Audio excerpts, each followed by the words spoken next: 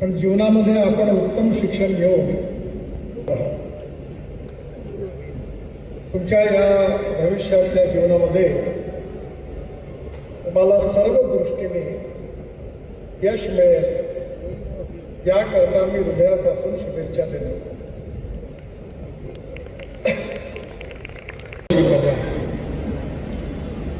आणि त्यामुळे शिक्षणाचा आणि ज्ञानाचा उपयोग कोणत्या दिशेने करायचा आहे याचा निर्णय आपल्यासारख्या सूज्ञ आणि सुशिक्षित युवकांना करायचा आहे. शिक्षणातून रोजगार मिळाला पाहिजे, कारण no philosophy can be taught to empty stomach. हे विवेक बरणीपासून राईस स्ट्रॉपासून 1 lakh litre ethanol, 150 tonne biobitumen आणि 78,000 tonne per year aviation fuel तयार होतो. Sustainable aviation fuel. आता आपला शेतकरी केवळ अन्नदाता नाही आहे, ऊर्जादाता झाला. ऊर्जादाता, पण त्याचबरोबर आपल्याला समाजाच्या सगळ्या क्षेत्रात प्रगती केली पाहिजे. तुमच्या भागाला समुद्र किनारा मिळालेला आहे आणि मी जेव्हा शिपिंग मंत्री होतो तेव्हा तामिळनाडूच्या फिशरमॅन करता 100 ट्रॉलर दिले होते. कारण टेक्नॉलॉजी खूप महत्वाची आहे. आपल्या ज्या इकॉनॉमी आणि एन्व्हायरमेंट, इकॉनॉमी आपल्याला डेव्हलपमेंट तर करायचीच आहे, इकॉनॉमी पण डेव्हलप करायची आहे, पण त्याचबरोबर इकॉलॉजी आणि एन्व्हायरमेंट पण प्रोटेक्ट करायची आहे. मी खूप वर्षांनी पनवेलला आलो आहे आणि मला खूप शिकायला मिळालं. महाराष्ट्र सरकारजवळ पैसे नव्हते, फक्त 5 कोटी रुपये होते. त्यावेळी धीरूभाई अंबानी आणि रतन टाटा दोघेही होते. दोघांशी पण माझे खूप जवळचे संबंध होते. मला धीरूभाई म्हणाले, तुम्हाला कोण पैसे देणार? मी त्यावेळी कॅपिटल मार्केटमध्ये गेलो आणि पैसे उभे केले. त्या काळी 600 कोटी रुपये पाहिजे होते, 1200 कोटी रुपये मिळाले. आणि एवढा पैसा मिळाला, हे सगळी कामं जनतेच्या पैशातून झाली. आता तर माझ्या मिनिस्ट्रीत पैशाची कमी नाही आहे, खर्च होत नाही ही अडचण आहे. माझ्याकडे 15 लाख कोटी रुपये पडले आहेत. मी माझे रोड मॉनिटाईज करायला गेलो, भरपूर पैसे आहेत.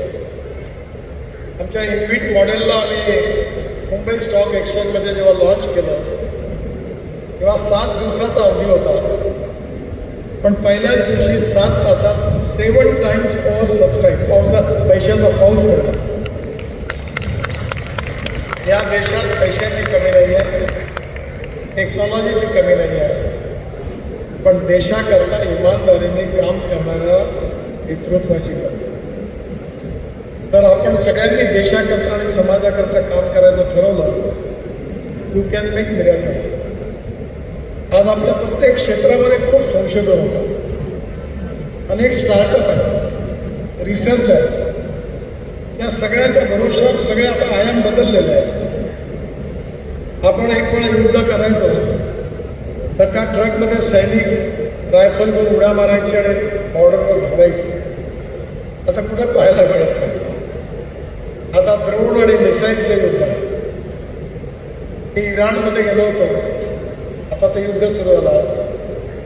तर इराणचे प्रधानमंत्री होते, त्यांच्या ओथ सेरेमनीला भारत सरकारचा प्रतिनिधी म्हणून गेलो होतो.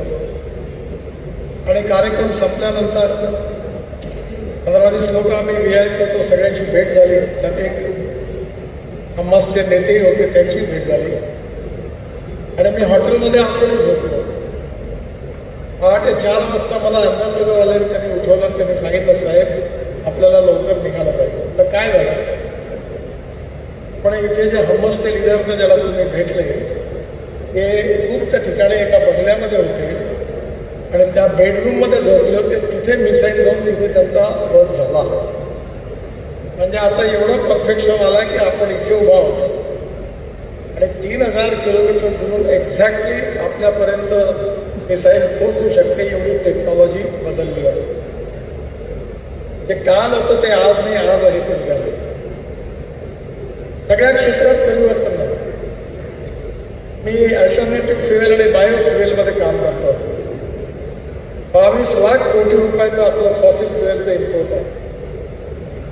आणि ज्यावेळी मला अतिशय आनंद आहे की आता आपण मोठं जेव्हा मी पहिल्यांदा इलेक्ट्रिक कार मी ट्रान्सपोर्ट मंत्री असताना माझ्या त्यात पहिल्यांदा जेव्हा लॉन्च केली तेव्हा मला पत्रकारांनी प्रश्न विचारला, ही गाडी रस्त्यात बंद पडली तर धक्का मारायला तुम्ही याल का?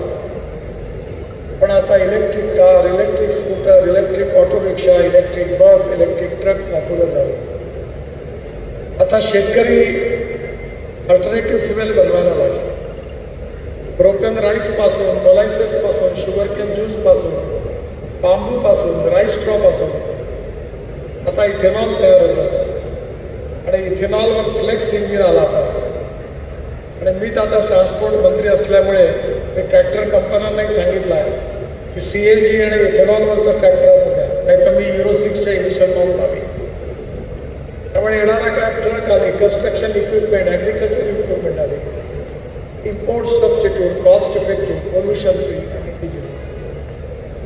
हे 22 लाख कोटी जर आपण वाचवले तर आपल्या देशातल्या शेतकऱ्यांच्या घरात जाते. आपल्या दिल्लीमध्ये हा जो राईस स्ट्रॉ आहे त्याला परळी म्हणतात.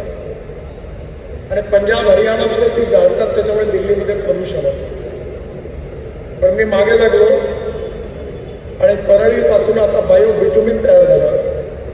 आम्ही पहिला 1 kilometre road Nagpur Jabalpur national हायवेवर बांधला. आणि आता सेंट्रल रिसर्च रोड ऑर्गनायझेशन CSIRने ते त्यांना म्हणलं पेटंट विका, 15 इंडस्ट्रीने विकत घेतला आहे. आता कोणी परळी जाळणार नाही, त्याच्यापासून बिटुमिन तयार होईल. आपल्याला बिटुमिन इम्पोर्ट करण्याची जरूरत पडणार नाही.